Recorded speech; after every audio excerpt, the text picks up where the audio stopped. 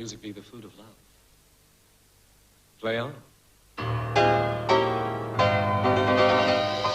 Give me excess of it, that surfeiting the appetite may sicken and so die. That strain again. It had a dying fall. Oh, it came o'er my ear like a sweet sound that breathes upon a bank of violets, stealing and giving over. Enough, no more. It is not so sweet now as it was before.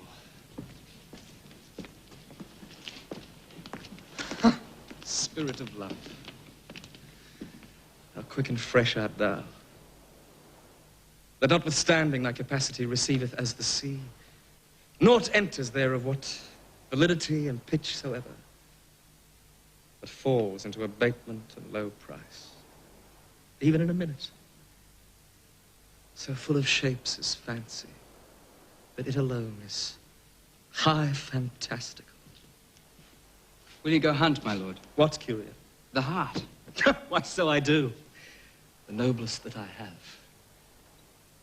When mine eyes did see Olivia first, methought she purged the air of pestilence. That instant was I turned into a hart. And my desires, like fell and cruel hounds, as since pursue me. Now, what news from her? So pleased, my lord, you might not be admitted. But from a handmaid, I return this answer. The element itself, till 7 years' heats, shall not behold her face at ample view.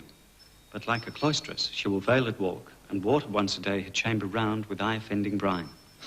All this to season a brother's dead love, which she would keep fresh and lasting her sad remembrance.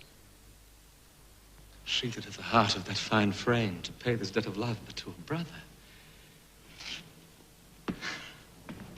How will she love when the rich golden shaft hath killed the flock of all affections else that live in her? When liver, brain, and heart, these sovereign thrones, are all supplied and filled, her sweet perfections, with one self-king. Away before me to sweet beds of flowers. Love thoughts lie rich when canopied with bowers.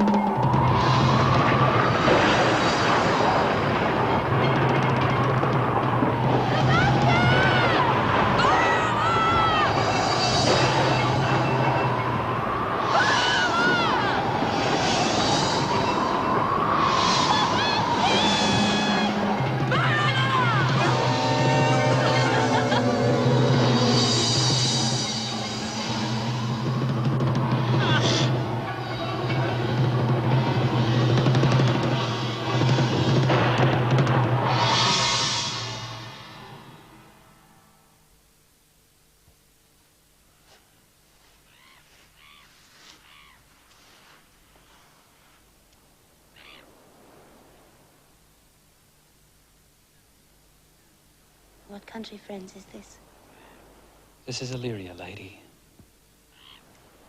What should I do in Illyria? My brother, he is in Elysium. Perchance he's not drowned. 'Tis perchance that you yourself were saved. And so perchance may he be. True, madam. And to comfort you with chance, assure yourself, after our ship did split, when you and that poor number saved with you hung on our driving boat, I saw your brother, most provident in peril, bind himself, courage and hope both teaching him the practice, to a strong mast that lived upon the sea, where like Orion on a dolphin's back, I saw him hold acquaintance with the waves, so long as I could see. For saying so, there's gold.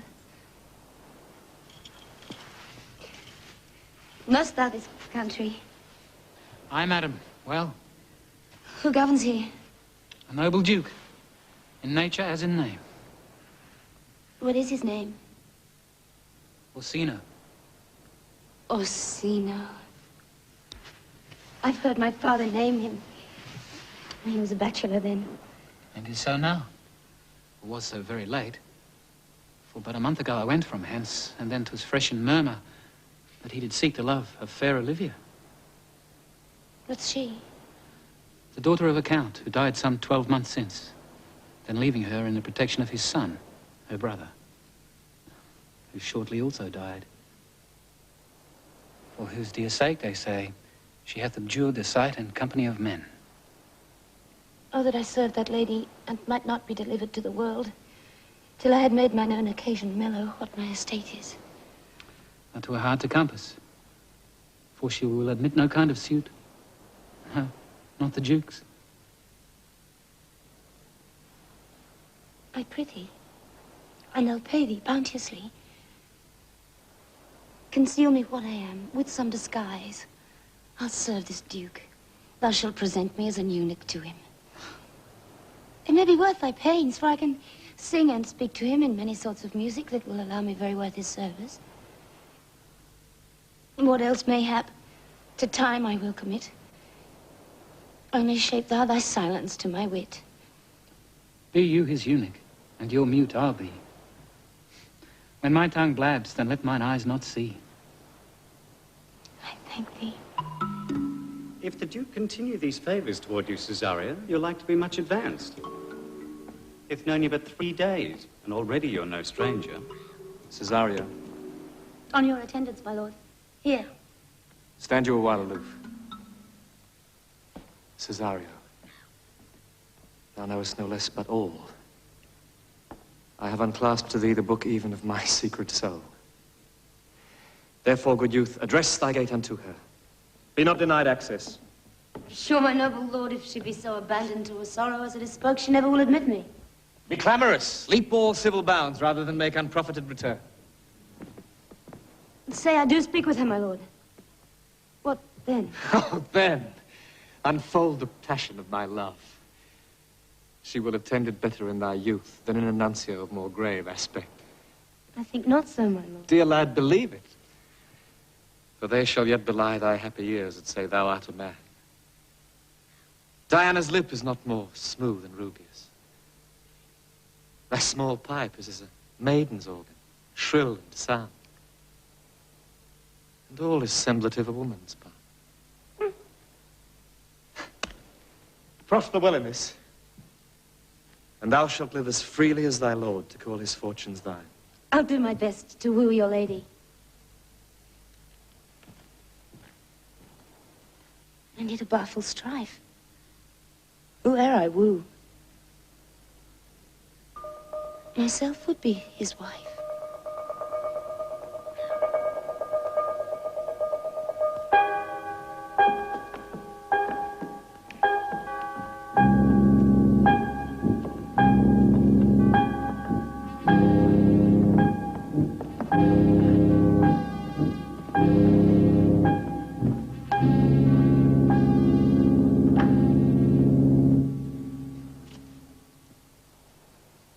Plague means my niece to take the death of her brother thus?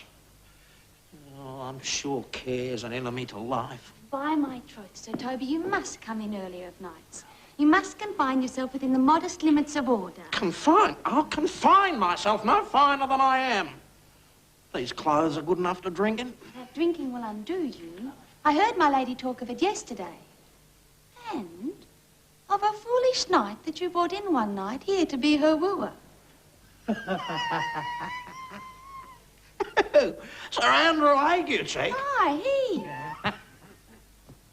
He has 3,000 ducats a year. He's a fool and a prodigal. He plays of the viol to gamboys. And he speaks 3 or 4 languages, word for word, without book. And he's drunk nightly in your company. With drinking healths to my niece, Olivia. I'll drink to him, as long as there's a passage in my throat and drink in Illyria. What wench? Spare the devil. Here comes Sir Andrew Ague face. 1, 2, and 1, 2, and... Sir Toby Belch, how now, Sir Toby Belch? Sweet Sir Andrew. Bless you, fair shrew. And you too, sir. Accost Sir Andrew. Accost. What's that? My niece's chambermaid. Good Mistress Accost, I desire better acquaintance. The name is Mary, sir. Good Mistress Mary Accost.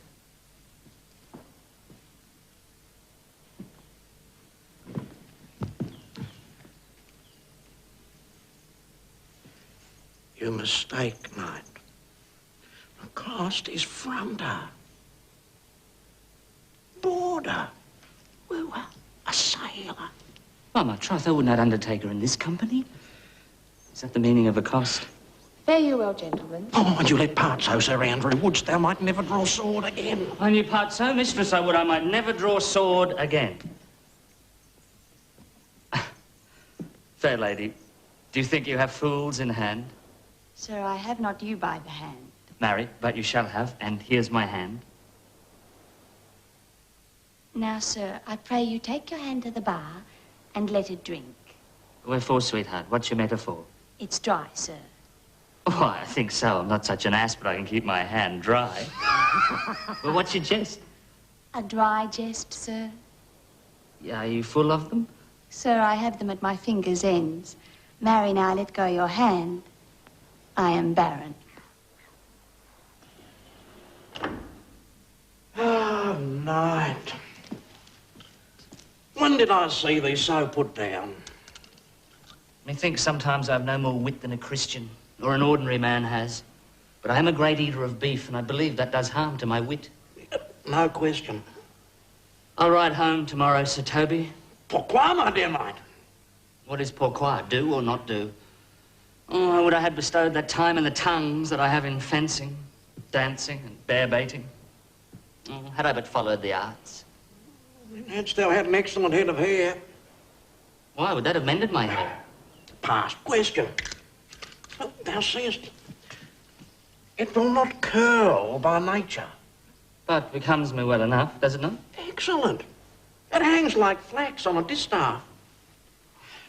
And I hope to see a housewife take thee between her legs and spin it off. Faith, I'll home tomorrow, Sir Toby.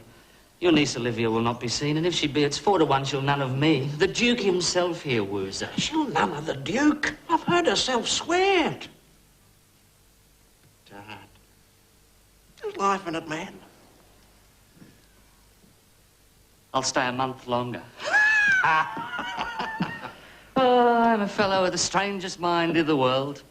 I delight in masks and revels, sometimes altogether. What is thy excellence? In a galliard, knight. Faith, I can cut a caper, and I think I have the back trick simply as strong as any man in Illyria.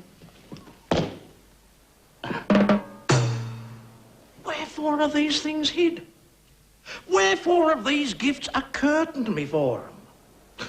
Why do you not go to church in a galliard and come home in a garanto? My very walk should be a jig. I would not so much as pass water, but in a syncopate. Oh. I did think, by the excellent constitution of thy leg, that it was formed under the star of a galliard. Aye, 'tis strong, and it does indifferent well in a dun-coloured sock. Well, shall we set about some revels? What should we do else? Let me see the caper.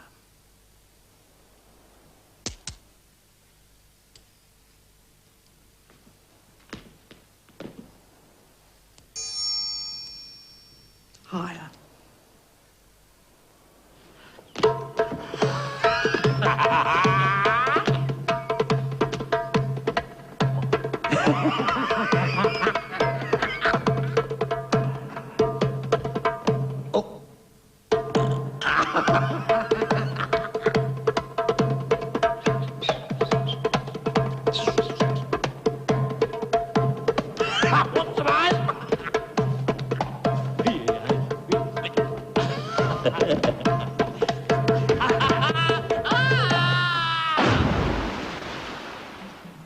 Excellent.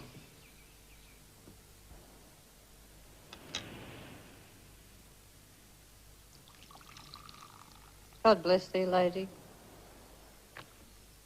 Take the fool away. Do you not hear, fellows? Take away the lady. Sir, I bade them take away you. Good Madonna, give me leave to prove you a fool. Can you do it? Oh, dexterously, good Madonna. Make your proof. Good Madonna, why mournest thou? Good fool, for my brother's death. Your brother's death? I think his soul is in hell, Madonna. I know his soul is in heaven, fool. The more fool, Madonna, to mourn for your brother's soul being in heaven. Take away the fool, gentlemen. What think you of this fool, Malvolio? Does he not mend? Yes, and shall do, until the pangs of death shake him. I marvel your ladyship takes delight in such a barren rascal. I saw him put down the other day with an ordinary fool that has no more brains than a stone. Look you now. He's out of his guard already unless you laugh or minister occasion to him. He is gagged. Oh, you are sick of self-love, Malvolio, and taste with a distempered appetite. To be generous, guiltless, and a free disposition is to take those things for bird bolts that you deem cannon bullets. Madam, there is at the gate a young gentleman much desires to speak with you. From the Duke, is it? Oh, I know not, madam. 'Tis a fair young man. Who of my people hold him in delay? Sir Toby, madam. Your uncle. Fetch him off, I pray you. Go you, Malvolio. If it be a suit from Orsino, I am sick or not at home. What you will to dismiss it. By mine honor, half drunk.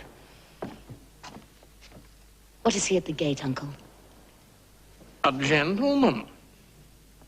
A gentleman. What gentleman? 'Tis a gentleman here.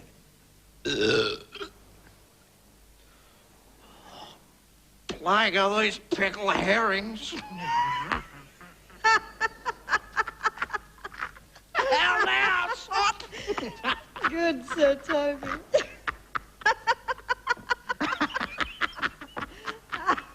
Uncle. Uncle! How have you come so early by this lethargy?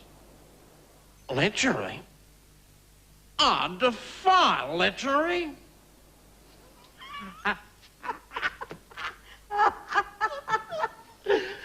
There's one at the gate. Aye, Mary, what is he? Oh, let him be the devil in there, will I? Care not. He's in the 3rd degree of drink. He's drowned. Go look after him. On Witness with Jan Event. Oh, I carried a gun all the time. An entire country out of control on Australia's doorstep. If we want to kill you today, we can kill you. It's a very severe and very dangerous epidemic. A military, medical and environmental nightmare waiting to explode. It is in ruins. Is our $300 million foreign aid wasted on a hopeless cause? Plus the disabled Australian athlete taking the world by storm. You run until it hurts, then you get better. Holden presents Witness, 9:30 Tuesday on 7. For more than a decade, Bryan Adams has brought you some of the finest rock and roll ever written. Now, Bryan's back with another classic rock album, 18 Till I Die.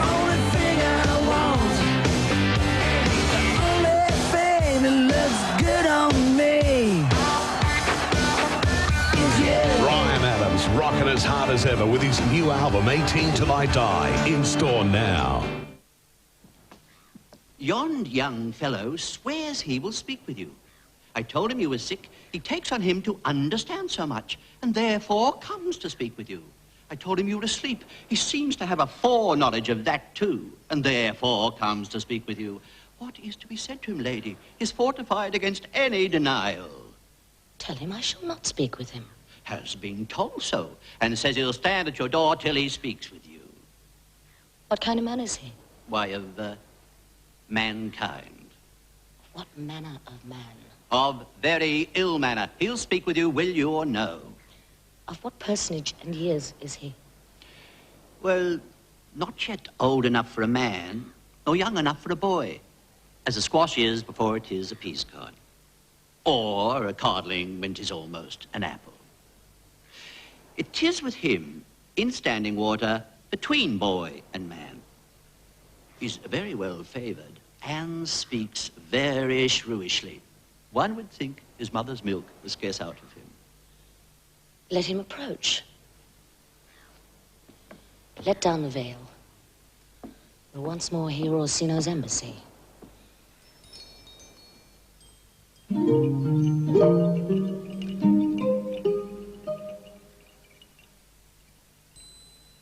The honourable lady of the house. Which is she? Speak to me. I will answer for her. Your will? Most radiant, exquisite, and unmatchable beauty. I pray you tell me if this be the lady of the house, for I never saw her. I would be loath to cast away my speech. Whence came you, sir? I can say little more than I have studied, and that question's out of my part. A good gentle one, give me modest assurance, if you be the lady of the house, that I may proceed in my speech. Are you a comedian? No, my profound heart. And yet, by the very fangs of malice, I swear I am not that I play. Are you the lady of the house? If I do not usurp myself, I am. Well, I will on with my speech in your praise, and then show you the heart of my message. Come to what is important in it. I forgive you the praise. Alas, I took great pains to study it, and 'tis poetical. I pray you keep it in. Will you hoist sail, sir? Here lies your way. No, good swabber, I'm to hull here a little longer. Sure, you have some hideous matter to deliver when the courtesy of it is so fearful. Speak your office. It alone concerns your ear. I bring no overture of war, no taxation of homage.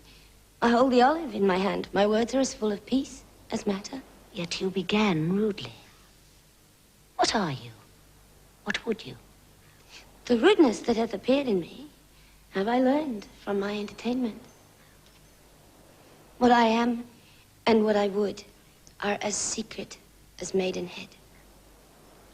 To your ears, divinity. To any others, profanation. Huh? Give us the place alone. We will hear this divinity.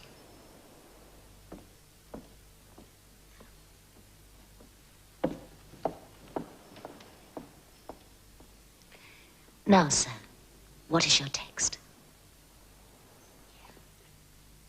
Most sweet lady. A comfortable doctrine, and much may be said for it. Where lies your text? In Orsino's bosom. In his bosom? In what chapter of his bosom? In the first of his heart. Oh, I have read it. It is heresy.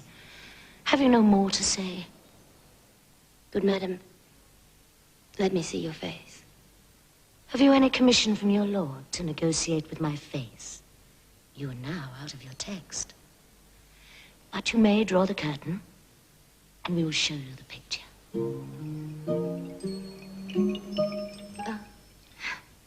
Look you, sir. Such a one I was is present. Is not well done? Excellently done. If God did all. 'Tis in grain, sir. 'Twill endure wind and weather. 'Tis beauty truly blent, whose red and white nature's own sweet and cunning hand laid on. Lady, you are the cruelest she alive, if you would lead these graces to the grave and leave the world no copy. Oh, I will not be so hard-hearted. I will give out diverse schedules of my beauty. It shall be inventoried as item: 2 lips in different red, 2 brown eyes with lids to them, 1 neck, 1 chin, and so forth. Were you sent hither to praise me? I see what you are. You are too proud. But if you were the devil, you are fair. My lord and master loves you. How does he love me? With adorations, with fertile tears, with groans that thunder love, with sighs of fire. Your lord does know my mind. I cannot love him. He might have took his answer long ago. If I did love you in my master's flame, with such a suffering, Such a deadly life. In your denial, I would find no sense. I would not understand it. Why? What would you? Make me a willow cabin at your gate and call upon my soul within the house. Write loyal cantons of contemned love and sing them loud, even in the dead of night. Hallow your name to the reverberate hills and make the babbling gossip of the air cry out. Olivia, oh, you should not rest between the elements of air and earth, but you should pity me. Oh, you might do much. What is your parentage? Above my fortunes, yet my state is well. I am a gentleman. Get you to your lord. I cannot love him. Let him sin no more. Unless, perchance, you come to me again to tell me how he takes it. Very well. Thank you for your pains. Take this for me. Lady, keep your gift. My master, not myself, lacks recompense. Love, make his heart of flint that you shall love, and let your fervor, like my master's, be placed in contempt. Farewell, fair cruelty. What is your parentage? Above my fortunes, yet my state is well. I am a gentleman. I'll be sworn thou art. Thy tongue, thy face, limbs, actions, and spirit do give thee fivefold blazon. Not too far soft. How now? Even so quickly may one catch the plague. Methinks I feel this youth's perfections with an invisible and subtle stealth to creep in at mine eyes. Well, let it be. What ho, Malvolio? Here, madam. At your service. Run after that same peevish messenger, Orsino's man. He left this ring behind him, would I or not. Tell him I'll none of it. Desire him not to flatter with his lord, nor hold him up with hopes. I'm not for him. If that the youth would come this way tomorrow, I'll give him reasons for it. Madam, I will. Heidi, Malvolio!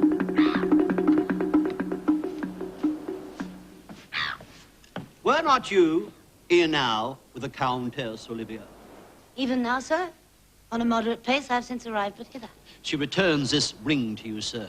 You might have saved me my pains to have taken it away yourself. She adds, moreover, that you should put your lord into desperate assurance she will have none of him. Oh, and one thing more. Be you never so hard to come again in his affairs, unless it be to report your lord's taking of this, receive it so. She took the ring of me. I'll none of it. Come, sir, you peevishly threw it to her, and her will is it should be so returned. If it be worth stooping for, there it lies in your eye. If not, be it his that finds it. I left no ring with her. What means this lady?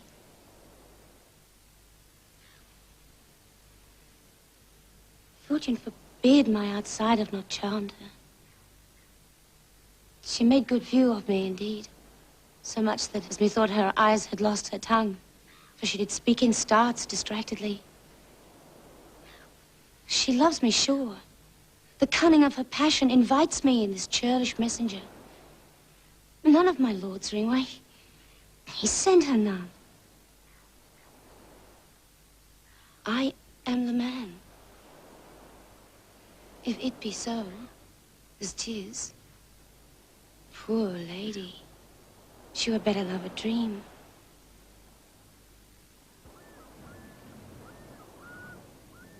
My stars shine darkly over me.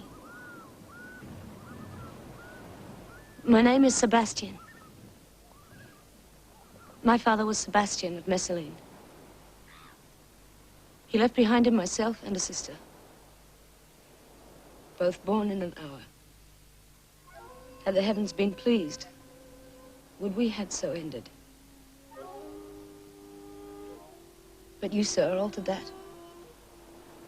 For some hour before you took me from the breach of the sea, was my sister drowned. But that's the day. A lady, though 'twas said she much resembled me, was yet by many accounted beautiful. She bore a mind that envy could not but call fair.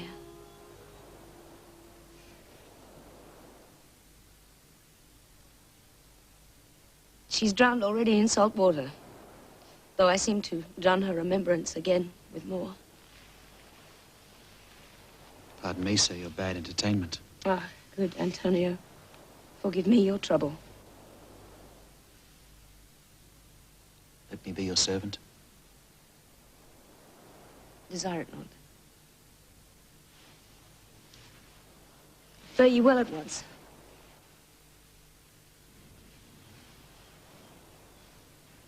My bosom is full of kindness.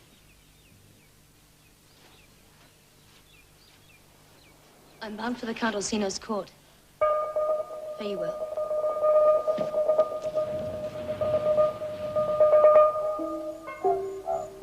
Sir Andrew? Not to be abed after midnight is to be up early, thou knowest. Nay, by my troth, I know not. But I know to be up late is to be up late. Ah, false conclusion. I hate it as an unfilled can. Does not our lives consist of the four elements?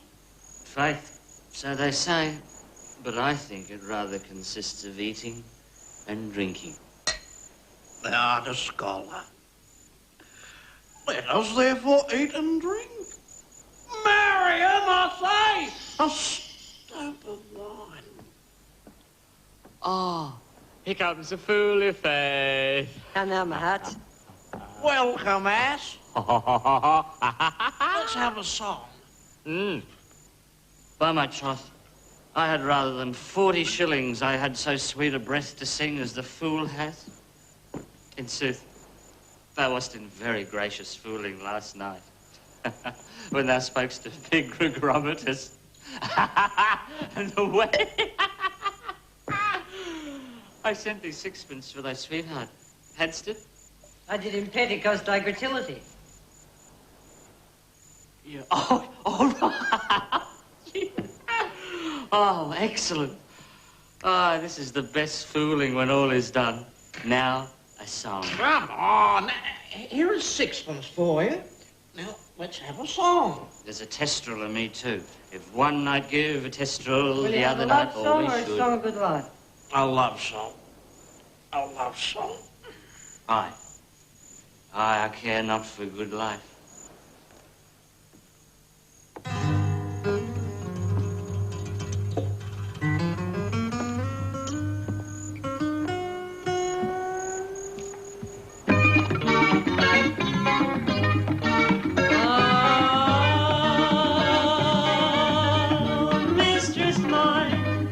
Mistress mine, where are you roaming?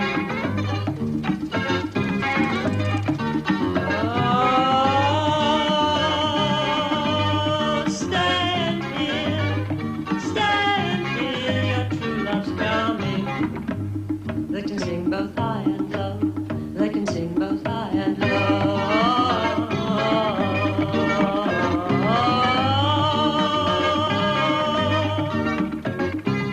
Trip no further, trip no further, trip no further, pretty sweet. Journey's ending, journey's ending, journey's ending, lovers meeting. Every wise man's son doth know. Every wise man's son doth know. Excellent. Good effect. Good. Good.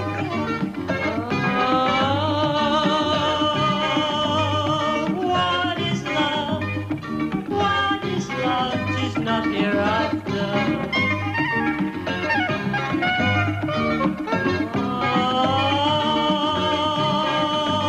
Oh, present mirth, at present laughter. What's to come is still unsure. What's to come is still unsure.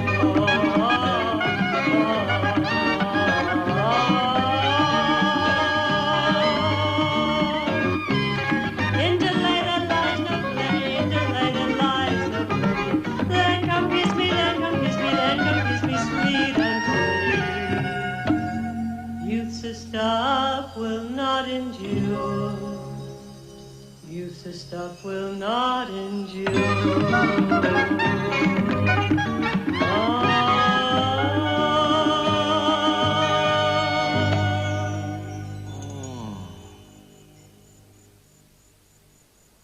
A mellifluous voice, as I am true night.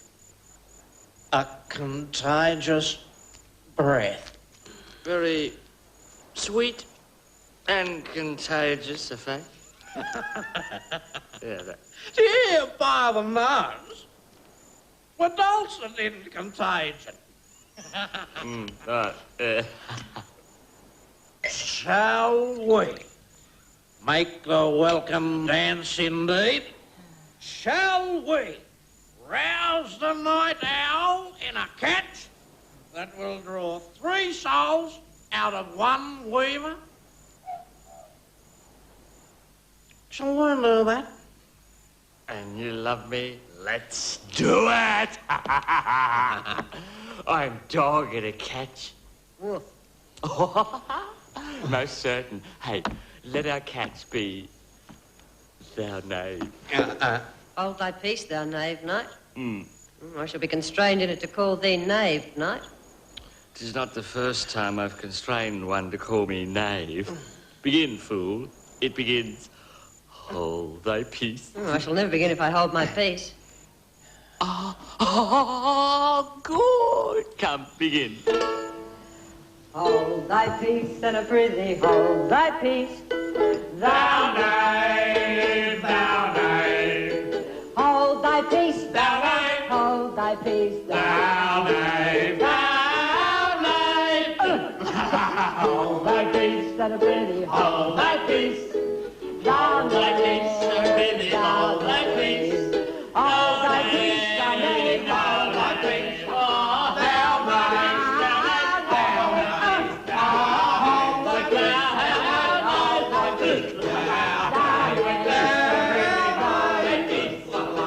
Hold thy peace, hold thy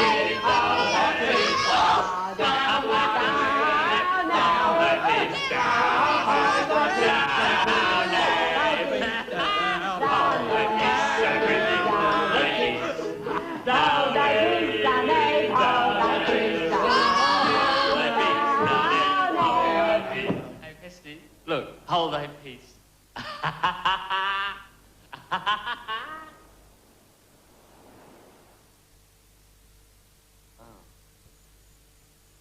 What a caterwauling do you keep here? If my lady have not called up Malvolio and bid him turn you out of doors, never trust me. My lady's a Chinaman. We are politicians. And Malvolio.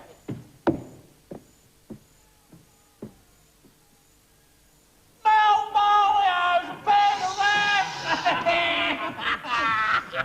And 3 merry men be we. Oi! Oi. Am not I consanguineous? Am I not of her blood? Tilly Valley lady. There dwells a man in Babylon. Oh, lady. Assure me the night's in admirable fooling. Aye, he does well if he be disposed. So do I too. He does it with a better grace. I do it more natural.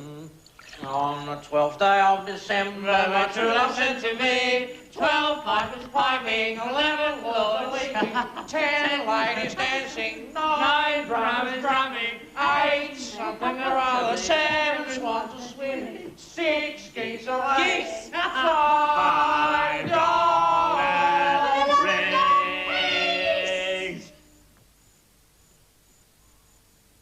My masters, are you mad? Or what are you? Have you not wit, manners, or honesty, but to gabble like tinkers at this time of night? Would you make an alehouse of my lady's house that you squeak out your cosier catches without any mitigation or remorse of voice? Is there no respect for place, persons, or time in you? We did keep time, sir. In our couches? Snicker. Sir Toby, I must be round with you. My lady bade me tell you that though she harbours you as a kinsman, she is nothing allied to your disorders. If you can separate yourself and your misdemeanors, you are welcome to this house. If not, and it would please you to take leave of her, she is very willing to bid you farewell. Farewell, dear heart, since I must needs be gone. Nay, good Sir Toby. His eyes do show his days are almost done. Is it even but I will never die. Sir Toby, there you lie. La la la la la la la. This is much credit to you. La la la la la la la. Shall I bid him go? La la la la la la la. What? And if you do, shall I bid him go and spare not? Oh no no no no no! You dare not.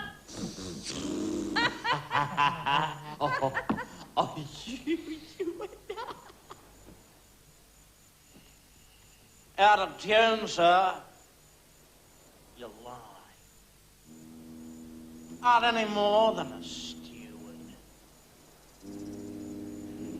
Dost thou think, because thou art virtuous, there shall be no more cakes and ale? Go, sir, rub your chain with crumbs.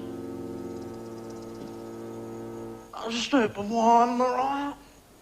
Mistress Mary, if you prize my lady's favourite anything more than contempt, you will not give means to this uncivil rule. She'll know of it by this hand.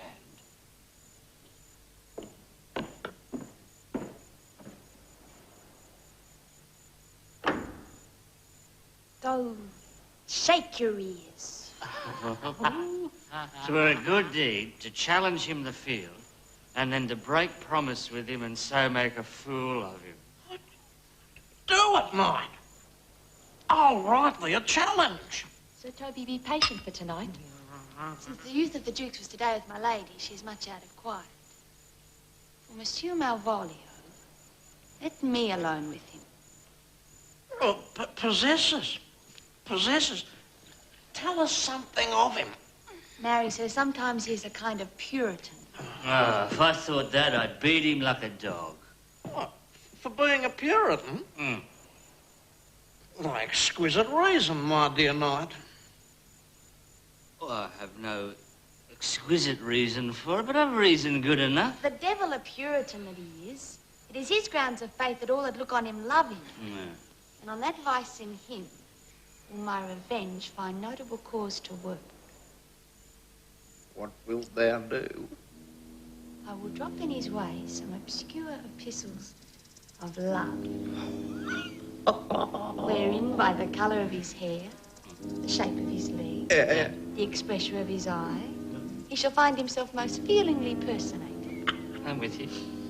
I can write very like my lady, your niece.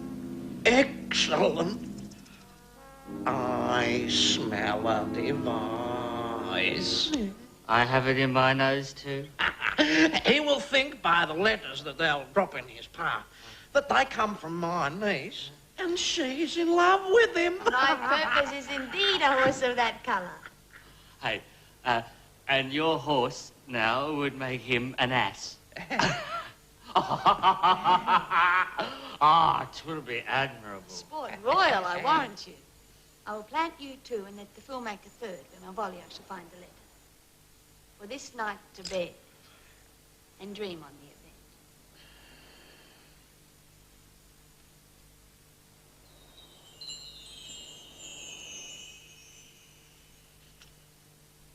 the event.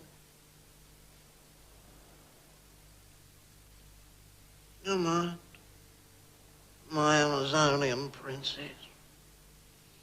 Before me. She's a good wench. She is a beagle, true bred, and one that adores me. What of that? I was adored once, too.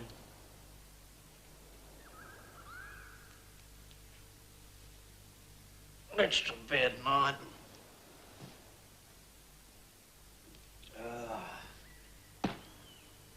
thou hadst need send for more money. But I cannot recover your niece. I'm a foul way out. Ah, send for the money, knight. If thou hast her not at the end, call me. And I do not? Never trust me. Take it how you will.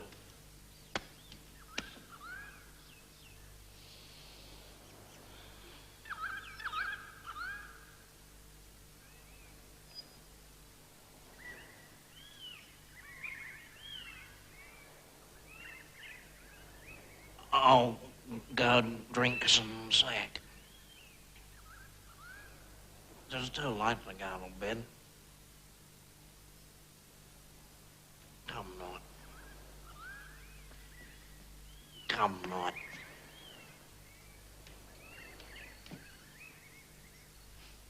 You.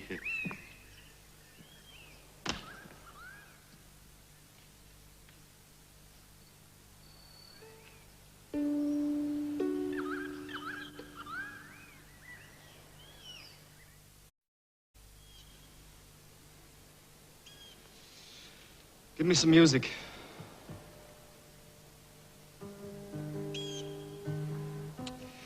Now, good morrow, friends.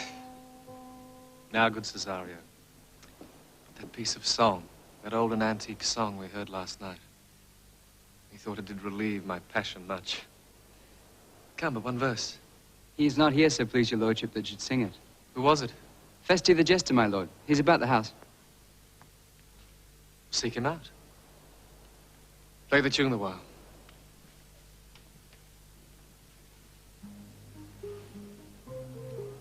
Come hither, boy.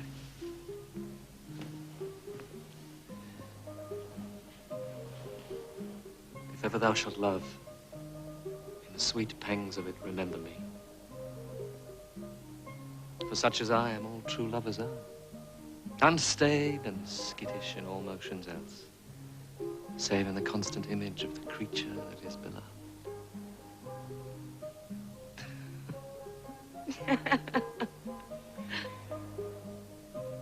How dost thou like this tune?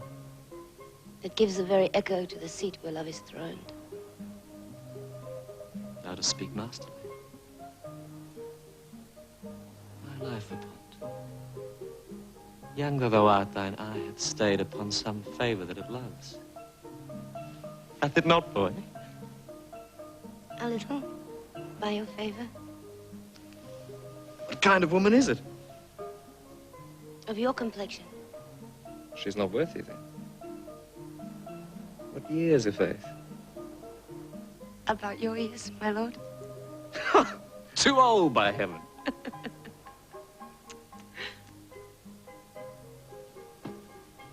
Let still the woman take an elder than herself.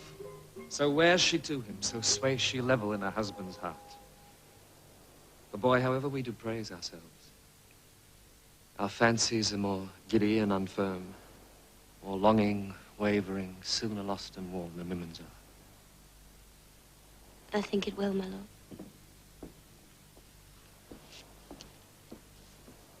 Fellow, come. The song we had last night. Ah, yes, sir. Mark it, Cesario. It is old and plain.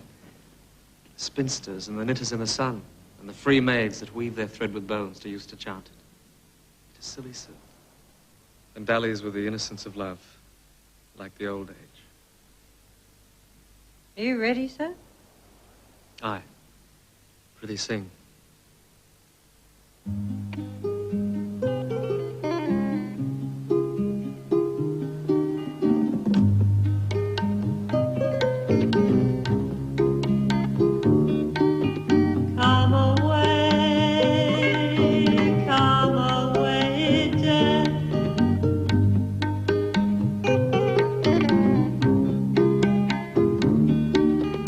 And in sad Cyprus let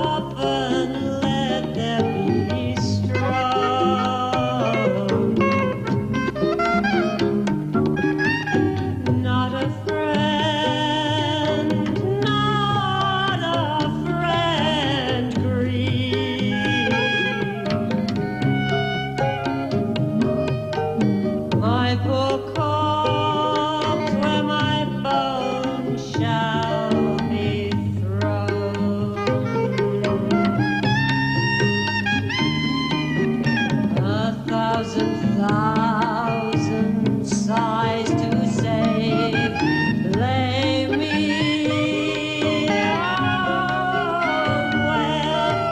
where sad true lover never find my grave.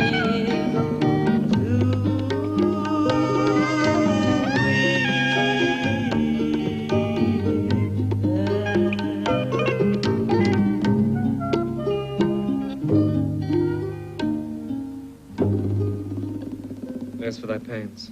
No pain, sir. I take pleasure in singing, sir. I'll pay thy pleasure then. Truly, sir, and pleasure will be paid one time or another.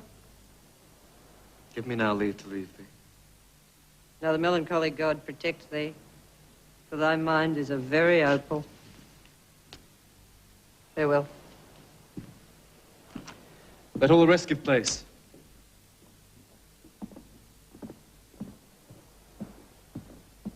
Once more, Caesarea, get thee to yon same sovereign cruelty. Tell her my love, more noble than the world, prizes not quantity of dirty lands. The parts that fortune hath bestowed upon her, tell her I hold as giddily as fortune. But 'tis that miracle and queen of gems that nature pranks her and attracts my soul. But if she cannot love you? I cannot be so answered. Oh, sooth, but you must. Say that some lady, as perhaps there is, hath for your love as great a pang of heart as you have for Olivia. You cannot love her.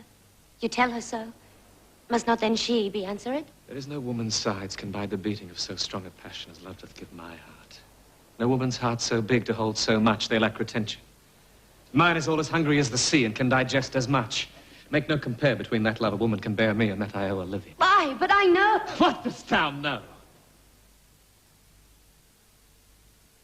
Too well what love women to men may owe.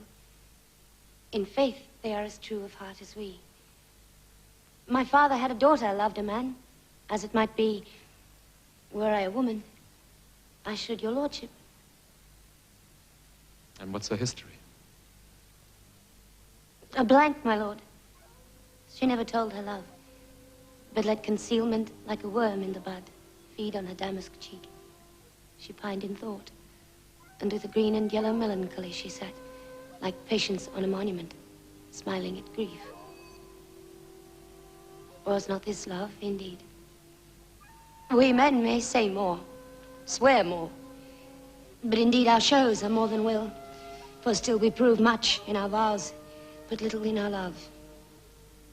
But died thy sister of her love, my boy?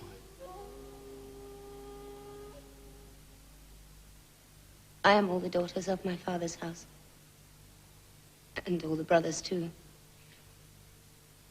And yet I know not. So shall I to this lady? Aye, that's the theme. To her in haste. Give her this jewel. Say my love can give no place. Bide no delay.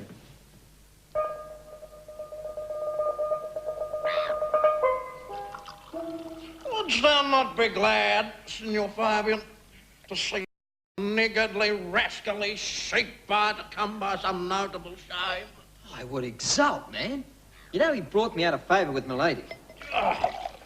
We will fool him black and blue, shall we not, Sir Andrew? And we do not. 'Tis pity on our lives. All right. Well, here comes my little villain. Malvolio's coming down this walk. He has been yonder in the sun practising behaviour to his own shadow this half hour. Observe him for the love of mockery, for I know this letter will make a contemplative idiot of him. Closed in the name of jesting. What?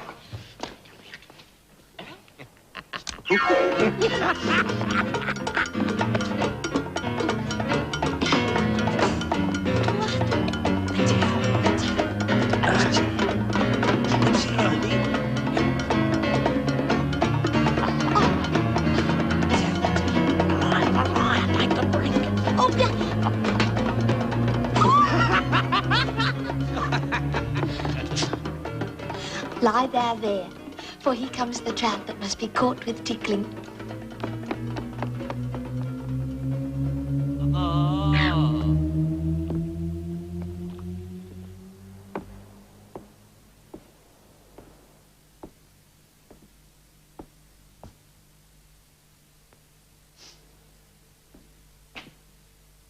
'Tis but fortune. All is fortune. Maria once told me my lady did affect me. And I've heard herself come thus near that should she fancy it would be one of my complexion.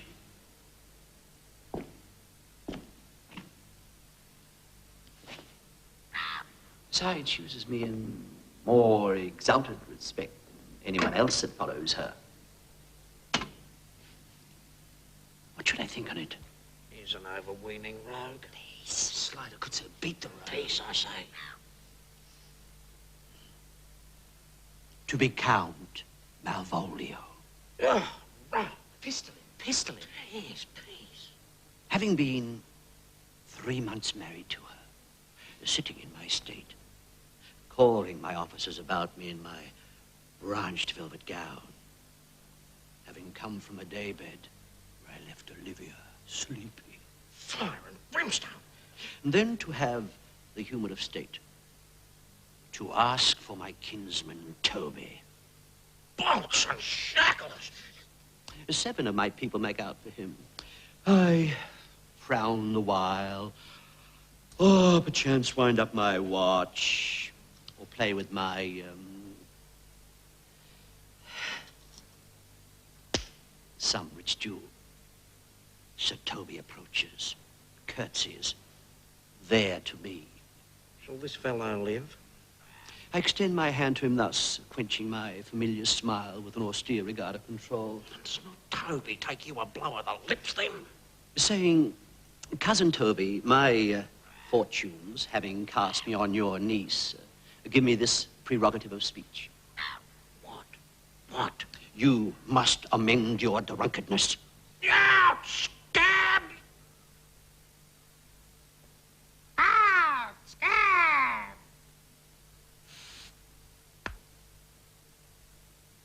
Oh. Worked. Besides, you waste the treasure of your time with a foolish knight. That's me, I'll warrant you. One, Sir Andrew. I knew 'twas I, for many do call me fool.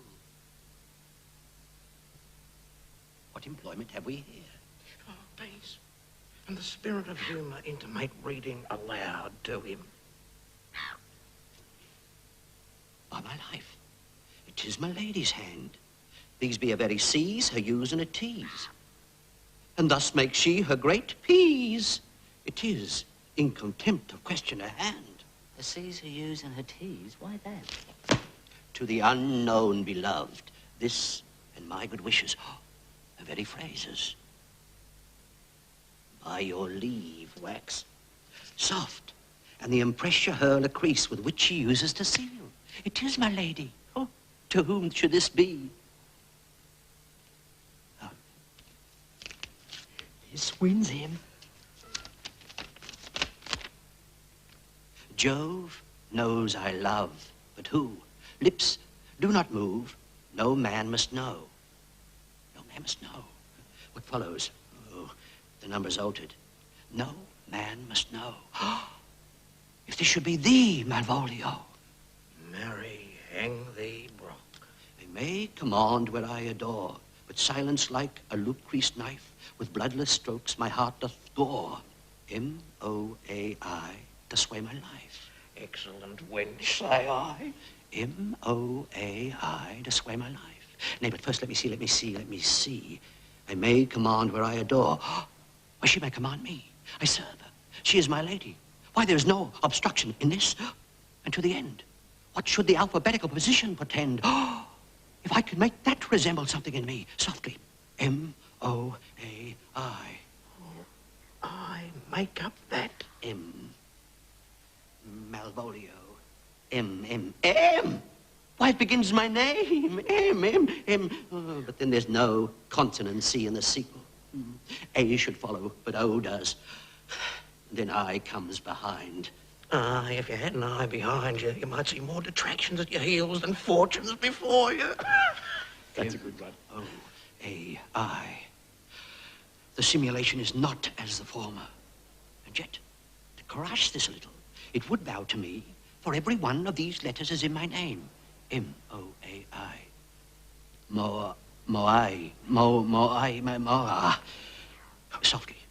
Here follows prose. If this falls into thy hand, revolve. In my stars I am above thee. But be not afraid of greatness. Some are born great, some achieve greatness, and some have greatness thrust upon them. Thy fates open their hands, that thy blood and spirit embrace them, and to inure thyself to what thou art like to be, cast thy humble slough and appear fresh. Be opposite with a kinsman, surly with servants, let thy tongue tang with argument's estate, and put thyself into the trick of singularity. She thus advises thee that sighs for thee. Remember who commended thy yellow stockings and wish to see thee ever cross-gartered. I say, remember. Go to, thou art made if thou desirest to be so. If not, let me see thee a steward still, the fellow of servants, not worthy to touch fortune's fingers. Farewell, she that would alter services to thee. Fortunate, unhappy, daylight, and champion discover not more. This is open. I will be proud. I will read politic authors. I will baffle Sir Toby. I will wash off cross acquaintance. I will be point device the very man. I do not now fool myself to let imagination jade me, for every reason excites to this, that my lady loves me. She did commend my yellow stockings of late. She did praise my legs for being cross-gartered. And in this, she manifests herself to my love, and with a kind of injunction drives me to these habits of a liking. Rethink, my stars, I am happy. I will be strange, stout, in yellow stockings and cross-gartered, even with the swiftness of putting on. Jove and my stars be praised. Here is yet a postscript. Thou canst not choose but know who I am. If thou entertainest my love, let it appear in thy smiling. Thy smiles become thee well, therefore in my presence still smile, dearest, my sweet, I prithee. Oh, Jove, I thank thee. I will smile. I will do everything thou wilt have me.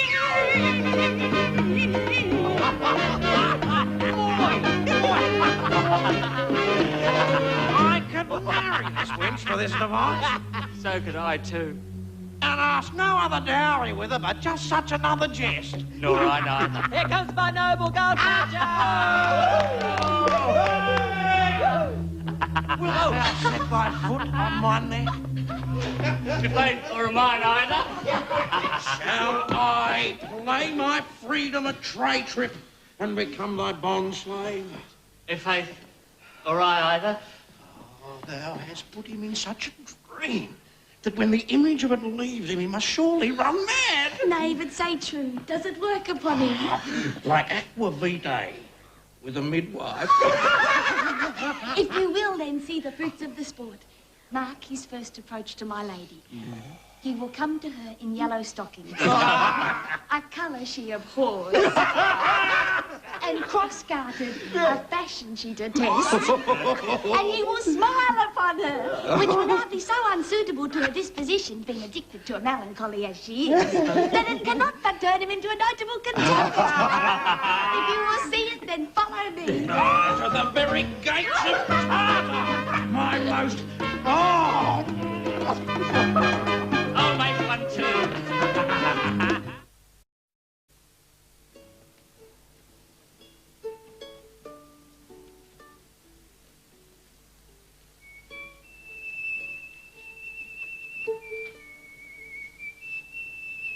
Save thee, friend, and thy music. Dost thou live by thy instrument? No, sir, I live by the church. Art thou churchman? No, sir, I do live by the church.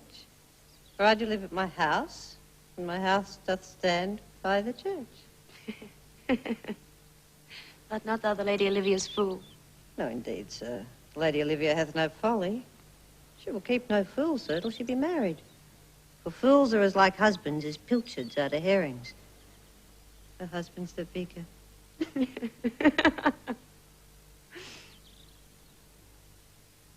His expenses for thee. Now, Jove, in his next commodity of hair, send thee a beard. By my troth, I'll tell thee. I'm almost sick for one, but I would not have it grow on my chin. Is thy lady within? Would not a pair of these have bread, sir? I understand you, sir. It is well begged. The lady is within, sir. I will constitute them whence you come. Who you are, what you would, are out of my welcome.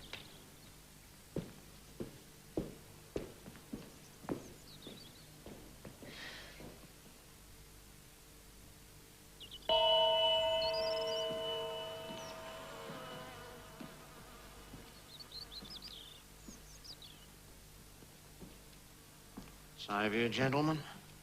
And you, sir? Dieu vous garde, monsieur. Et vous aussi, votre serviteur. Well, I hope so you are, and I am yours. Will you encounter the house? My niece is desirous you should enter if your trade be to her. I will answer you with gate and entrance, but be prevented.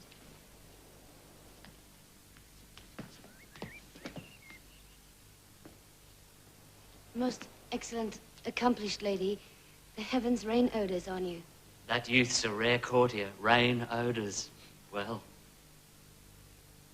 My matter hath no voice, lady, but to your own most pregnant and vouchsafed ear. Odours, pregnant and vouchsafed. I'll get 'em all three already. Let the garden door be shut and leave me to my hearing.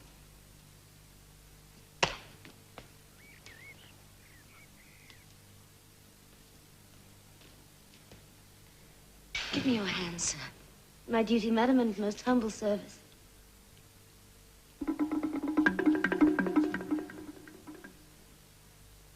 What is your name? Cesario is your servant's name, fair princess. My servant, sir? Your servant to the Count Orsino, youth. I am here to whet your gentle thoughts on his behalf. Oh, by your leave, I pray you, I bade you never speak again of him. Would you undertake another suit? I had rather hear you to solicit that than music from the spheres. Dear lady. Give me leave, beseech you. I did send, after the last enchantment you did here, a ring chase of you. So did I abuse myself, my servant, and I fear me, you. Might you think? Have you not set mine honor at the stake and baited it with all the unmuscled thoughts a tyrannous heart can think? To one of you receiving enough is shown. Cypress, not a bosom, hides my heart. So let me hear you speak. I pity you. That's a degree to love. No, not a grise. For 'tis a vulgar proof that very oft we pity enemies. Well then, methinks 'tis time to smile again. Oh, world, how apt a poor are to be proud. One should be a prey, how much the better to fall before the lion than the wolf.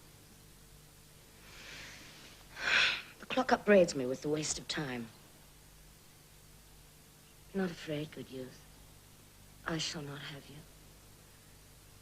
Yet when wit and youth has come to harvest, a wife is like to reap a proper man. There lies your way, due west. Then, westward ho. Grace and good disposition attend your ladyship. You'll nothing, madam, to my lord by me? Stay! I prithee, tell me what you think of me. That you do think you are not what you are. If I think so, I think the same of you. Then think you right. I am not what I am. Oh, I would you were as I would have you be. Would it be better, madam, than I am? I wish it might, for now I am your fool. Oh. What a deal of scorn looks beautiful in the contempt and anger of his lip. A murderous guilt shows not itself more soon than love that would seem hid. Love's night is noon. Cesario, by all the roses of the spring, by maidhood, honor, truth, and everything, I do love thee so that maugre all thy pride. No, with no reason can my passion hide. Do not extort thy reason from this clause, for that I woo, thou therefore hast no cause. But rather reason thus with reason fetter. Love sought is good, but given unsought is better. By innocence I swear, and by my youth, I have one heart, one bosom, and one truth, and that no woman has, nor never none, shall mistress be of it, save I alone. And so adieu, good madam. Nevermore will I my master's tears to you deplore. Yet come again, for thou perhaps mayst move that heart which now pours to like his love. No, Faith, I'll not stay a jot longer. My reason, dear Venom. You must give your reason. You must needs yield your reason, Sir Andrew. Murray, I saw your niece do more favours to the Duke's serving man than ever she bestowed upon me. I saw it in the garden. Did she see thee the while, old boy? Tell me that. As plain as I see you now. Oh. This was great argument of love in her towards you. God's light, will you make an ass of me? She did show favour to the youth in your sight only to exasperate you, to put fire in your heart and brimstone in your liver. You should then have accosted her, and with some of your excellent jests, you should have banged the youth into dumbness. You are now sunk in my lady's opinion, unless you do redeem it by some laudable attempt either of valour or policy. And it be anyway, it must be with valour, for policy I hate. Why then, challenge me the Count's youth to fight with him. Hurt him in 11 places. My niece shall hear of it. Assure thyself. There is no way but this, Sir Andrew. Will either of you bear me a challenge to him? Go. Write it in a martial hand. Taunt him with the license of ink. And as many lies as will lie on your sheet of paper. Set them down. Go. Where shall I find you? We'll call thee. It's a dear puppet to you, Sir Toby. I have been dear to him, lad. Some 2,000 ducats or so. We shall have a rare letter from him. But you'll not deliver it. Never trust me, then. And by all means, stir on the youth to an answer. Oh, I think oxen and wain ropes cannot hale them together. For Andrew, if he were opened up and you found as much blood in his liver as would clog the foot of a flea, I'll eat the rest of the anatomy. What's to do? Shall we go see the relics of this town? Tomorrow, sir. Best first go see your lodgings. I'm not weary. And 'tis long tonight. Would you pardon me? I do not without danger walk these streets.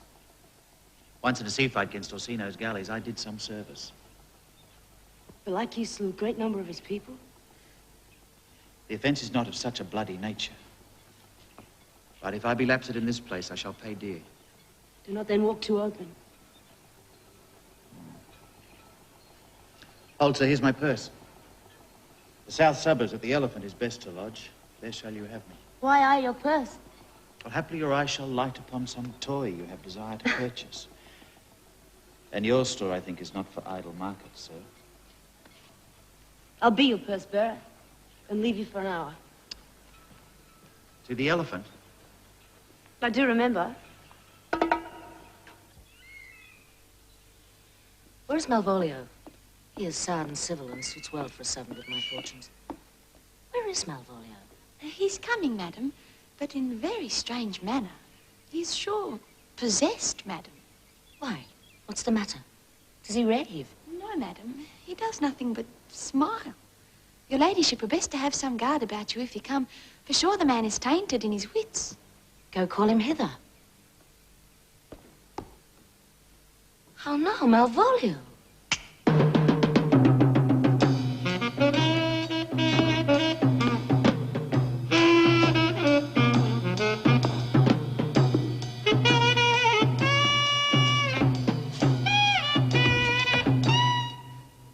Sweet lady. Ooh. Smilest thou? I sent for thee upon a sad occasion. Sad, lady? I could be sad. This does cause some obstruction in the blood, this cross-gartering. But what of that? If it pleases the eye of one, it is with me as the very true sonnet is. Please one, please all, boo, boo, boo, boo, boo, boo. What is the matter with thee? Not black in the mind, though yellow in the legs. It did come to his hands, and command should be executed. I think we do know the sweet Roman hand. Wilt thou go to bed, Malvolio? To bed? Oh, aye, sweetheart, and I'll come to thee. God comfort thee, why dost thou smile so? How do you, Malvolio? Why appear you with this ridiculous boldness before my lady? Be not afraid of greatness. Oh, 'twas well writ. What meanst thou by that, Malvolio? Some are born great, some achieve greatness. What sayst thou? And some have greatness thrust. No, heaven restore thee! Madam, the young gentleman from the Count Orsino's has returned. I could hardly entreat him back.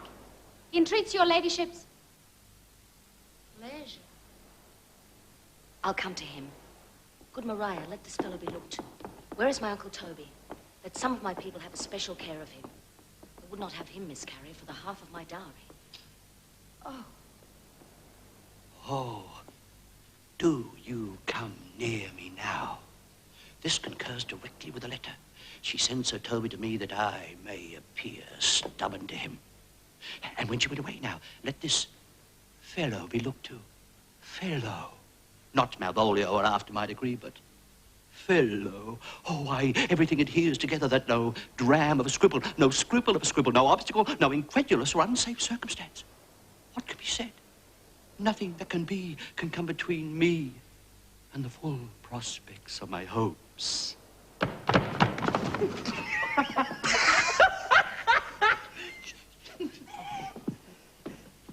How is it with you, sir? How is it with you, ma'am? Go off. I discard you. Let me enjoy my private. Go off. Pray God he be not bewitched. Carry his piss water to the wise woman. How dost thou, Chuck? Go. Hang yourselves all. You are idle, shallow things. I am not of your element. You shall know more hereafter.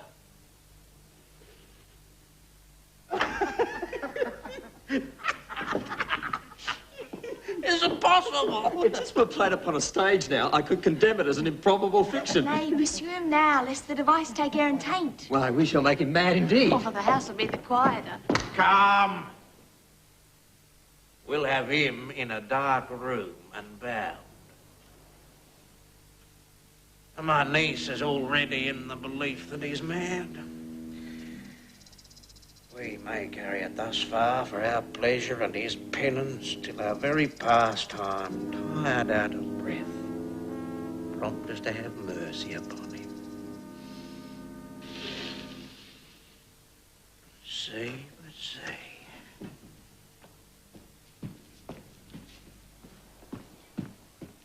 Here's the challenge. Read it. I warrant there's vinegar and pepper in it. Is it so saucy? Aye, 'tis. I warrant him. Do but read.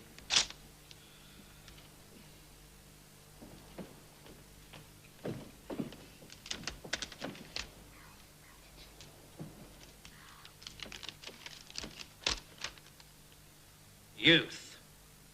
Whatsoever thou art but a scurvy fellow. Good.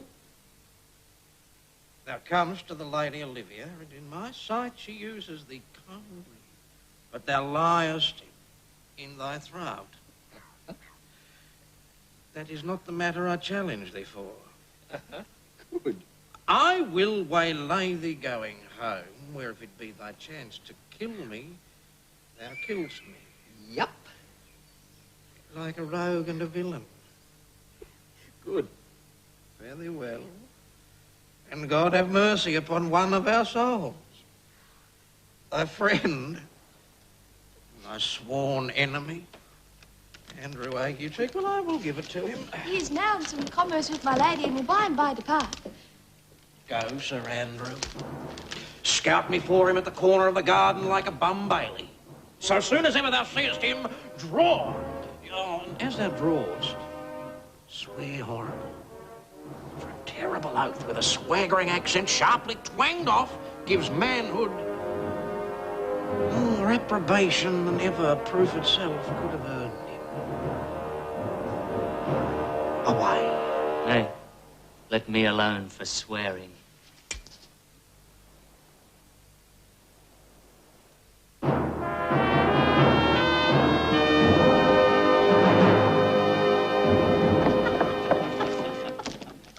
Now, will not I deliver his letter to the youth? But he will find it comes from a clodpole. But I will deliver the challenge by word of mouth.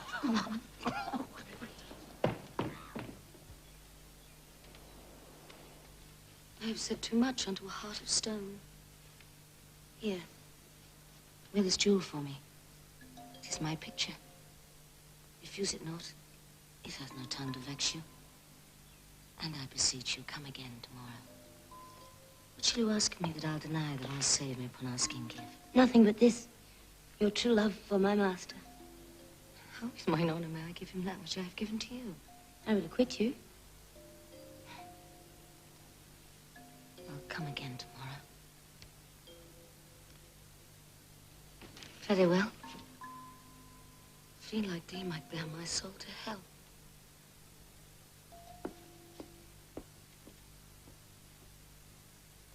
Gentlemen. God save thee. And you, sir? That defence thou hast, betake thee to it.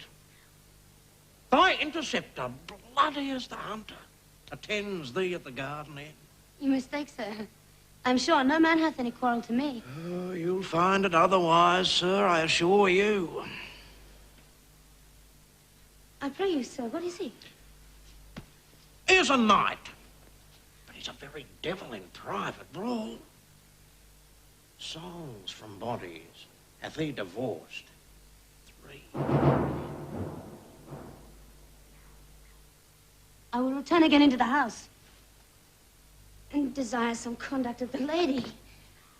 I am no fighter. I have heard of some kind of men that put quarrels purposely on others to taste their valor. But like this is a man of that quirk. Sir, no. His indignation derives itself out of a very competent injury. And back you shall not to the house unless you undertake that with me, which with as much safety you might answer him. Therefore, on. The meddle you must, that's certain. This is as uncivil as strange. I beseech you do me this courteous office, as to know of the knight, what my offence to him is. It is something of my negligence, nothing of my purpose. I will do so.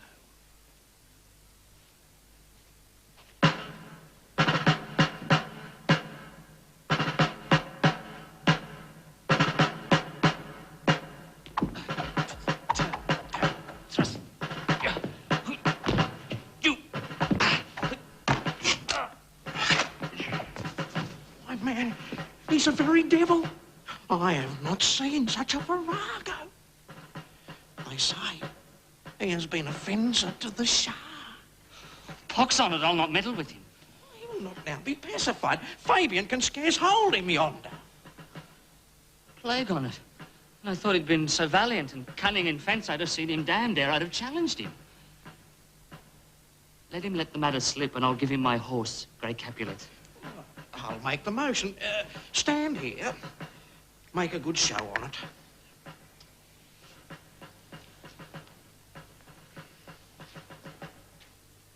There's no remedy, sir. He will fight with you for his oath's sake. Therefore, draw for the supportance of his vow. He protests he will not hurt you. Pray God defend me. A little thing would make me tell them how much I lack of a man. The gentleman will, for his honour's sake, have one bout with you. But he has promised me, as he is a gentleman and a soldier, he will not hurt you. Come on, do it. Pray God he keep his oath. I do assure you, sir, it is against my will.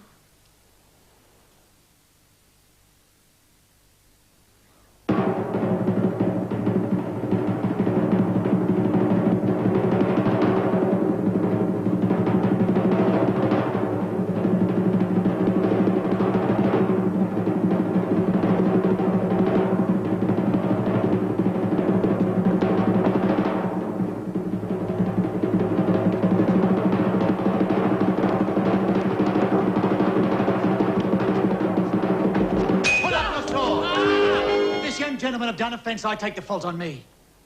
If you offend him, I for him defy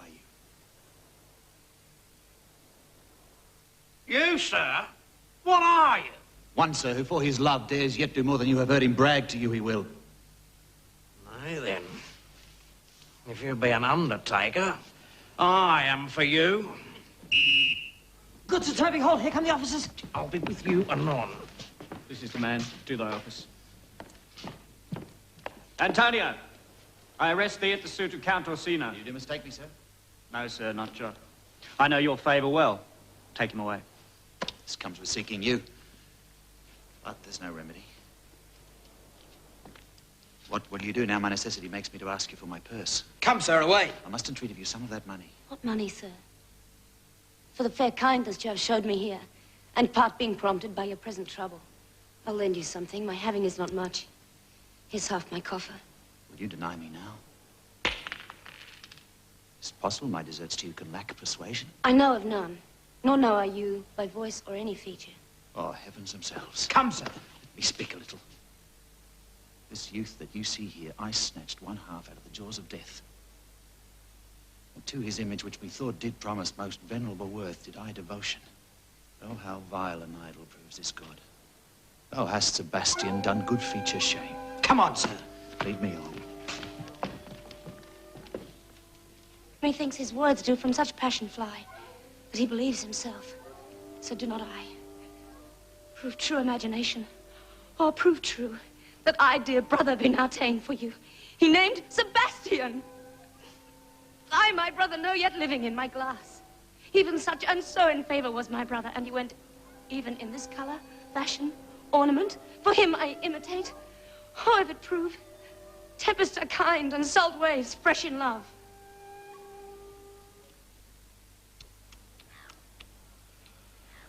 A very dishonest, paltry boy, and more a coward than a hare. Well, his dishonesty appears in leaving his friend here and denying him in his necessity. As for his cowardship, you just ask Fabian. Oh, a coward? A most devout coward. Religious in it. Slid. I'll after him again and beat him. Do. Cuff him soundly. Never draw thy sword. And I do not.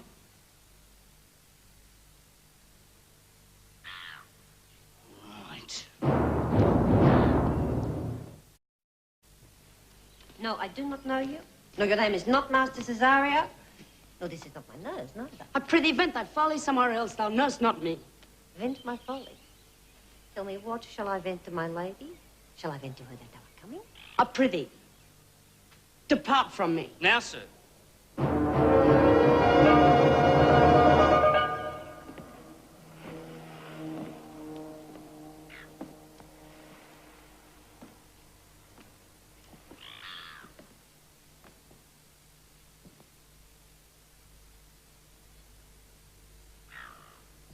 Have I met you again?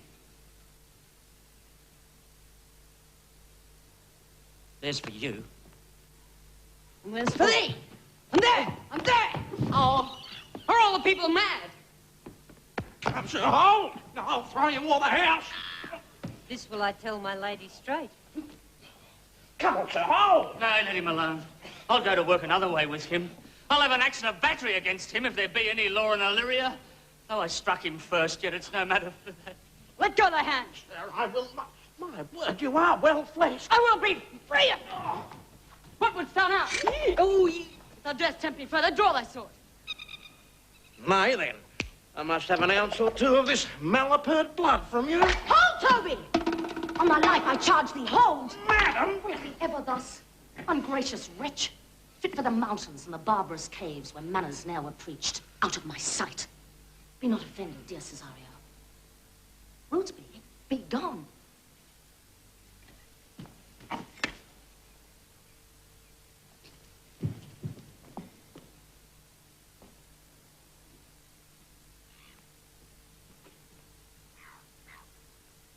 pray thee, gentle friend, let thy fair wisdom, not thy passion, sway in this uncivil and unjust extent against thy peace.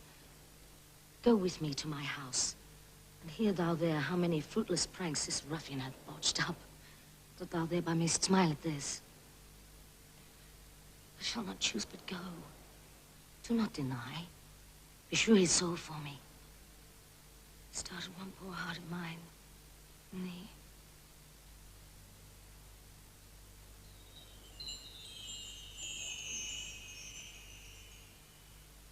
What relish is in this? Nay, come, I pray thee. Wouldst thou be ruled by me? Madam, I will. Oh! Say so, and so be.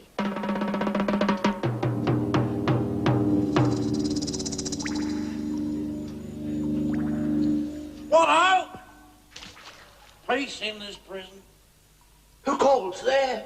Sir Toby and Maria. Come to visit Malvolio the lunatic.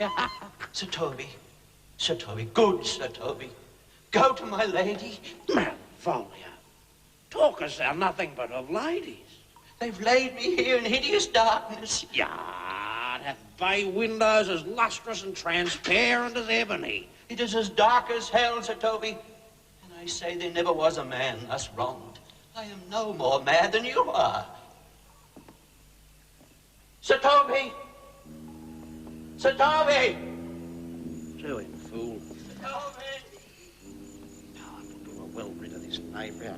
Now so far in offence with my niece, I cannot with any safety pursue our sport to the upshot. Come by and by to our chamber.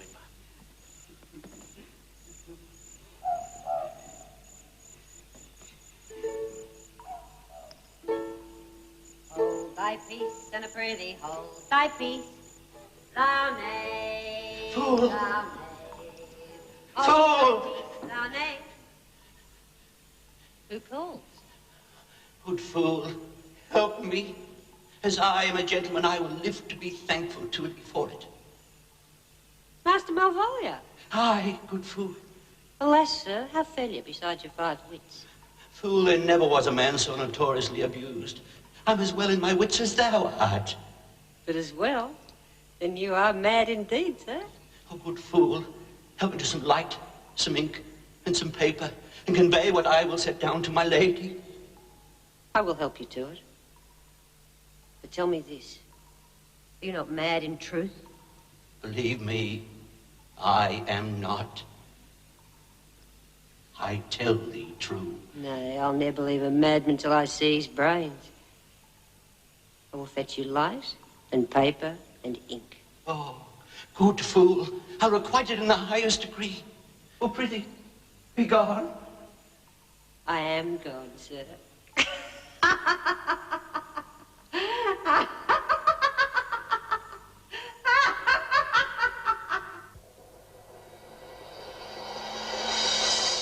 This is the air. That, the glorious sun. This pearl she gave me, I do feel it and see it. And though 'tis wonder that enwraps me thus, yet 'tis not madness. And where's Antonio then? I could not find him at the Elephant, yet there he was. And there he left a note that he did range the town to seek me out. There's something in it that is deceivable. Blame not this haste of mine. If you mean well, then go with me, and with this holy man, plight me the full assurance of your faith, that my most jealous and too doubtful soul may live at peace. What do you say? I'll go with you, and having sworn truth, ever will be true.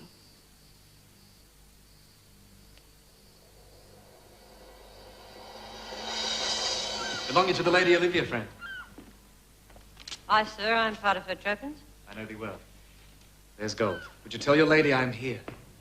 Not that it would be double dealing, sir. I would you could make it another. You give me ill counsel. Put your grace in your pocket, sir, for this once, and let your flesh and blood obey it.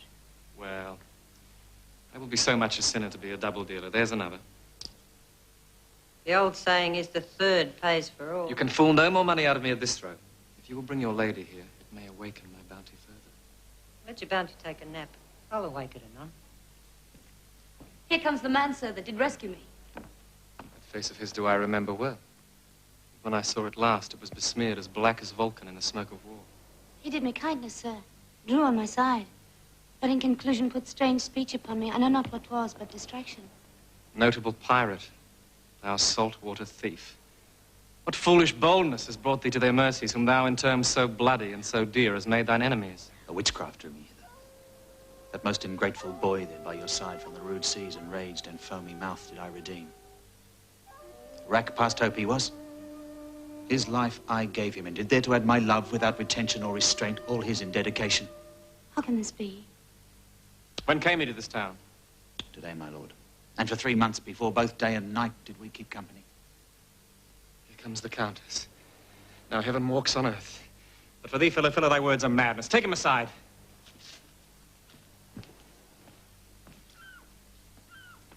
What would my lord, but that he may not have, wherein Olivia may seem serviceable? Gracious. Cesario, you do not keep promise with me. Madam? Gracious Olivia. What do you say, Cesario, good my lord?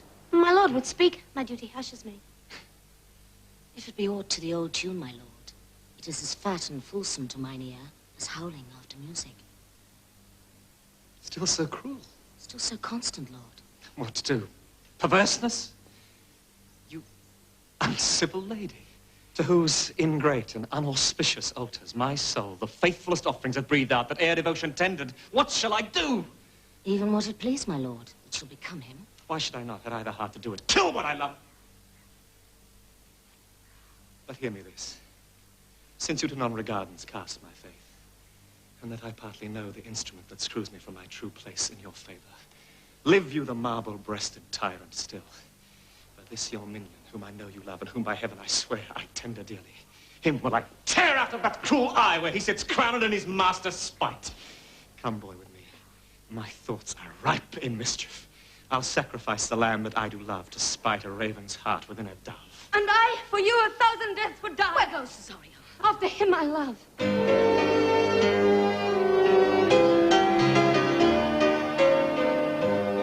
More than I love these eyes, more than my life, more by your own moors than e'er I shall love wife. If I do feign, you witnesses above, punish my life for tainting of my love. I am detested. How am I beguiled? Who does beguile you?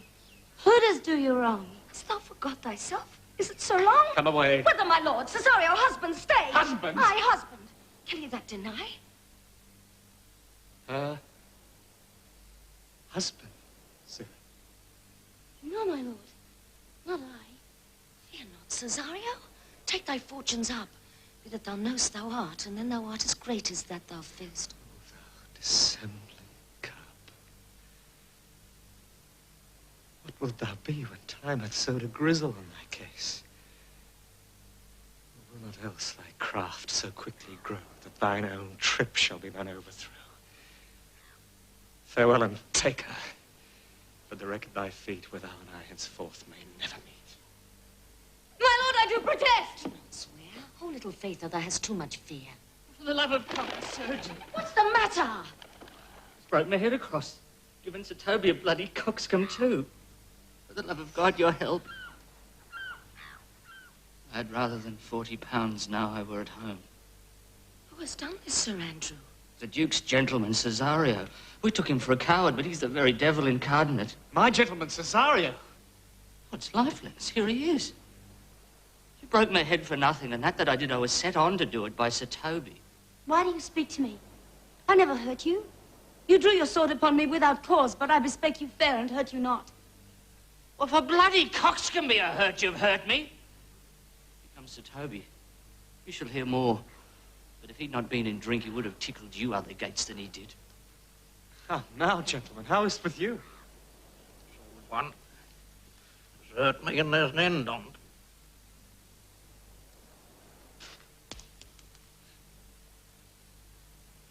Sot. Did say Dick surgeon, Sot? Oh, he's drunk, Sir Toby. An hour gone. His eyes were set at 8 in the morning. He's a rogue. I hate a drunken rogue. I'll help you, Sir Toby, because we'll be dressed together. Will you help? An asshead and a coxcomb and a knave, a thin-faced knave, a gow. Get him to bed. Let his hurt be looked to. I'm sorry, madam. I've hurt your kinsman. But had it been the brother of my blood, I must have done no less with wit or safety.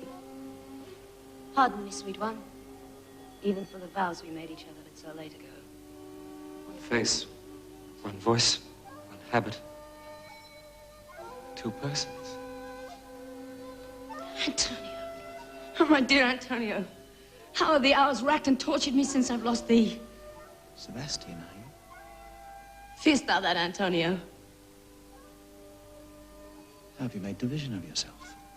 An apple cleft in two is not more twin than these two creatures. Which is Sebastian? Most wonderful.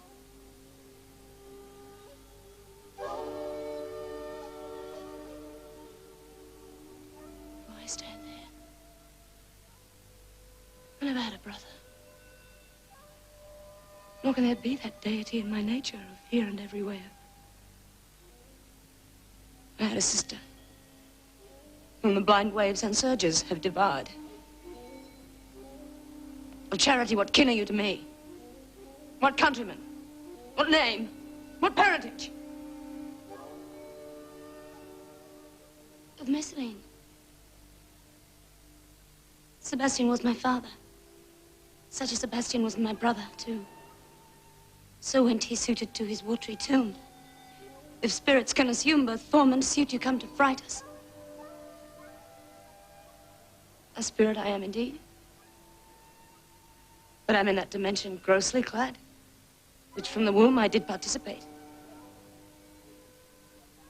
Were you a woman, as the rest goes even?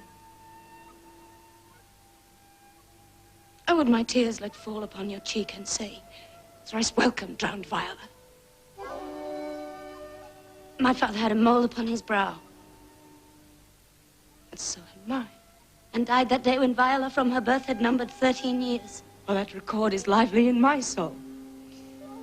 If nothing lets to make us happy both, but this, my masculine usurped time, do not embrace me till each circumstance of place, time, fortune, do cohere and jump that I am Viola!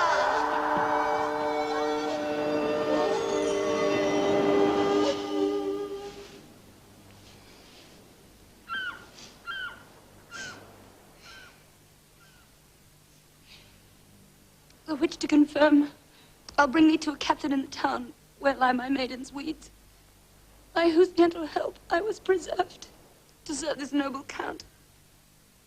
All the occurrence of my fortune since hath been between this lady and this lord. So comes it, lady, you have been mistook. But nature to her bias drew in that.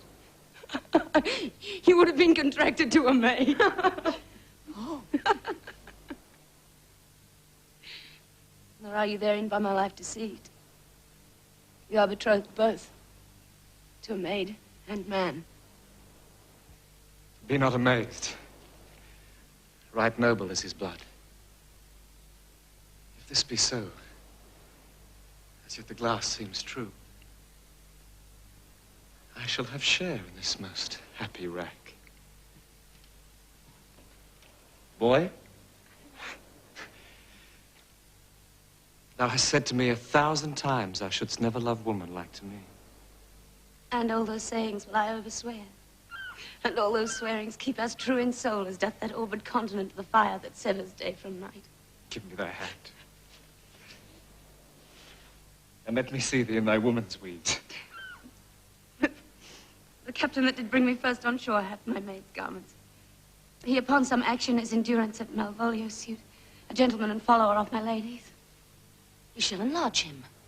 Fetch Malvolio hither. And yet, alas, now I do remember me, they say, poor gentleman, he's much distract. My lord, so please you, these things further thought on, to think me as well as sister as a wife.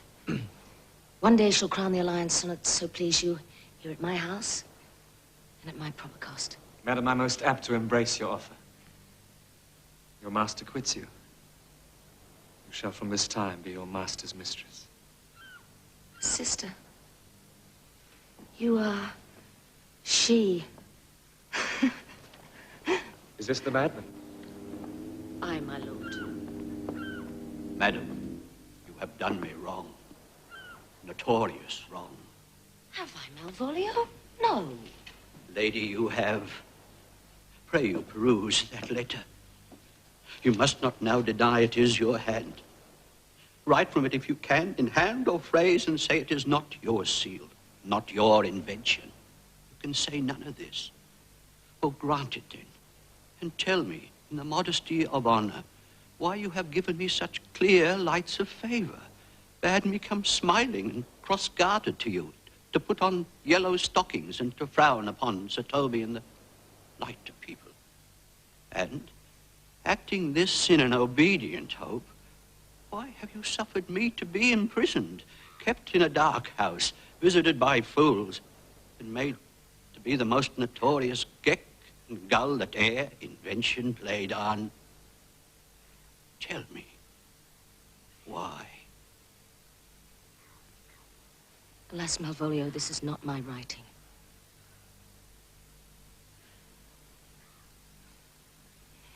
Poor fool. How have they baffled thee? Why? Some are born great, some achieve greatness, and some have greatness thrown upon them. I was one, sir, in this interlude. That's all one.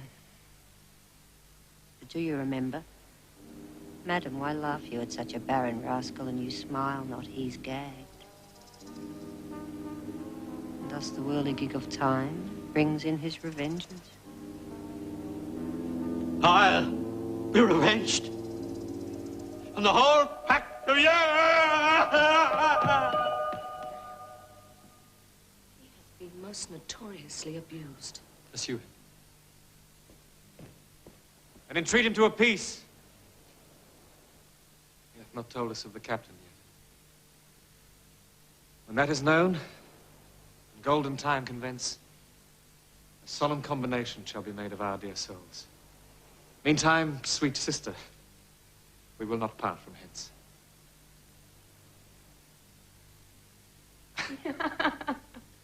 Cesario, come, for so you shall be while you are a man.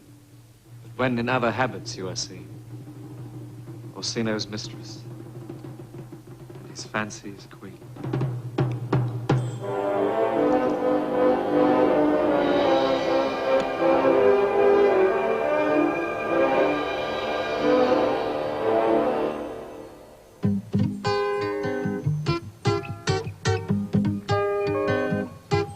When that I was and a little tiny boy, with hey-ho, the wind and the rain, a foolish thing was but a toy. For the rain, it raineth every day. For the rain, it raineth every day. For the rain, it raineth every day. For the rain, it raineth every day. It raineth every day. But when I came to man's estate, with hey-ho, the wind and the rain, against knaves and thieves, men shut their gates. For the rain, it raineth every day.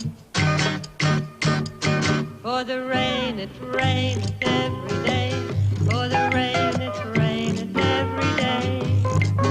For the rain, it raineth every day. It raineth every day.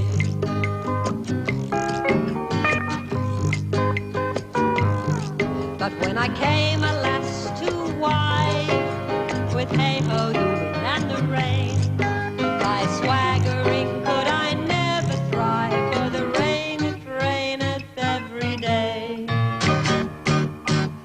But when I came unto my beds, with hey-ho, the wind and the rain, with Oswald still had drunken heads, for the rain, it raineth every day.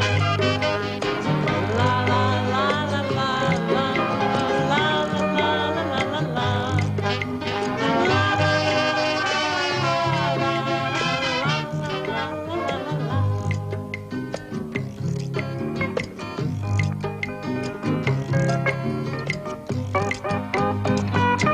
A great while ago the world begun, with hey-ho, the wind and the rain, but that's all one. Our play is done, and we'll strive to please you every day.